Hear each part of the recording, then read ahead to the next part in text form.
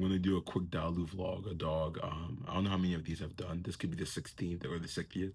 But I haven't really kept count. But let's get into it. So, quick recap. I want to build the world model. A world model is essentially a model or a machine learning model that can predict the next state given an environment and an action, right? So you can see different people in the space. You can look at Google, they have their Omni or they have their VO or whatever model. And that's essentially a video-based world model. You have Jeepa, they have their own thing going on. They have World Labs, they have their own world model. It's a very overloaded term. It's more of a buzzword, to be honest. It's more like AGI, but it's still a cool term. So I'm going to use it regardless. But with Google, they have something where the video-based world model, they have a pixel as a substrate. But for my world model, I want it to be an explicit geometry world model such that the world that's generated, understood, is persistent, regardless of how long the world exists. And given that I was thinking that Gaussians would be the best representation, the best substrate. But Gaussians, if you look at World Labs and other groups, they're static, right? And our world is not static. If you look at something as simple as this dry cleaning receipt, it can bend. So world the world model has should be something that can evolve given actions, given time. And then I was thinking physics and Gaussians that can evolve for continuum mechanics.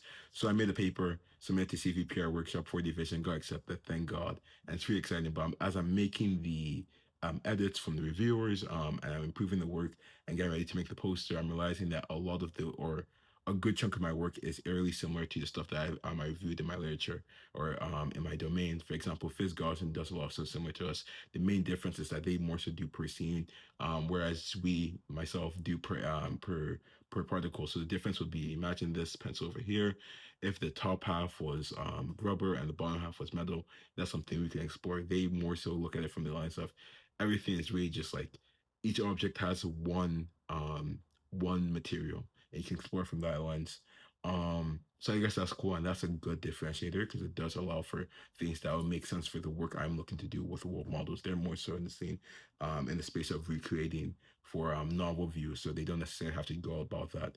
But that differentiator doesn't really work that much for me. On one or for two reasons. One, the world model, the substrate, even though Fizz Gauss and Fizz Dream and a bunch of other people have done stuff along this lines of connecting the material point method to Gaussians, and it works as a substrate pretty well.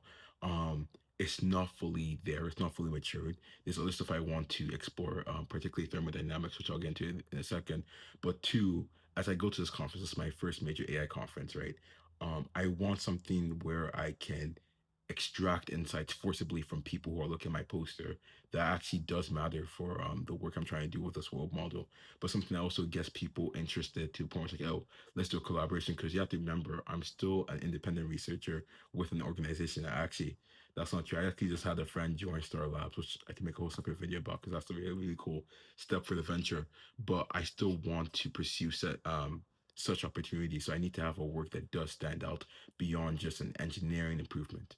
Um, and I think that's why I'm interested in this that I'm going to talk about now, thermodynamics. Thermodynamics is really just, I don't even have to explain it.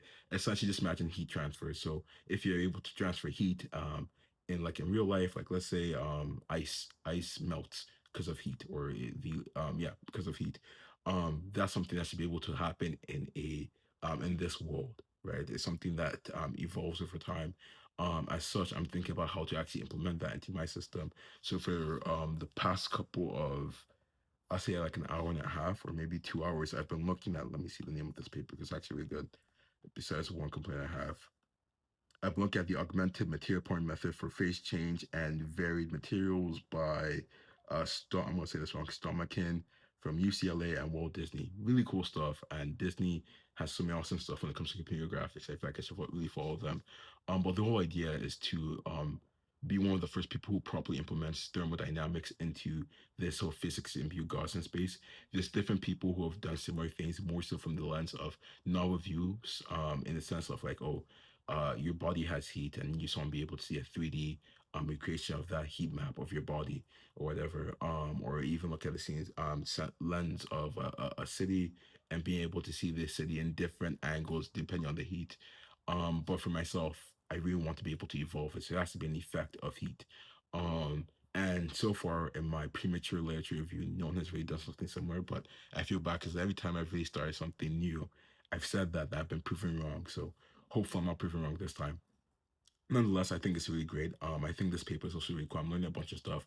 And I think it's interesting to my for me because really the conference is about like 6, 7, 9 days. And this is something that I don't think is going to be too hard to implement. I could be wrong, but more so the way I'm going about it is much different from the way I usually go about stuff. Where it's like, oh, I'm just vibe coding. I'm just vibing, and maybe there's some challenges there. I have to apply some discipline. But with this, I've been much more disciplined in that I'm actually reading the papers, right? I'm not just like saying, hey, notebook, I'm giving me a podcast. I'm actually going in and taking notes. I think that's much better for myself and I actually do develop understanding. Like at first, if you talk to me about like the actual material point method or stuff along those lines, or even like separating plasticity from elasticity, I could really contribute to the conversation. But now I can at least understand what you're saying. I think that serves me much better, even if it slows down my progress. I think it just works much better in the long run. So I'm not just following along the lines of what Claude Code wants to do or what ChatGPT wants to do or Gemini wants to do. Um, which I just think is a really good skill. I've been working my research paper reading skills, and I think something that I have to develop, given the stuff I want to do in the future in terms of writing research papers, in terms of just being able to consume much more. Um, so that's also been really helpful. But I will say, just as a quick tangent, this paper really awesome. A lot of great info. My only issue with the paper is that this dude, I kid you not, what he does is that he he did like when he references another paper, doesn't like actually give you the info from another paper, he just references the paper. So they'll say, oh, we're going to use this for we always like he doesn't even take the formula, he just says we're going to use this formula from paper and doesn't say what the formula is. So it's like you just have to assume you know what the paper is and you have to go into paper and then find the formula yourself, which I guess I can do with like AI tools really quickly, but it's something that's really, really annoying. But I really do like it because I'm realizing actually like the way I write papers really sucks. I can want like even with the paper I submitted for the camera ready deadline, I want to significantly improve that.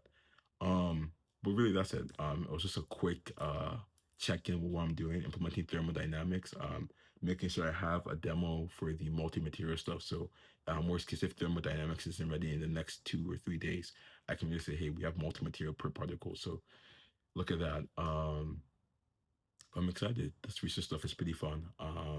I can't wait to see. I can't wait to continue really reading and building and researching. Besides that, though, I have nothing else to say. So have a great day.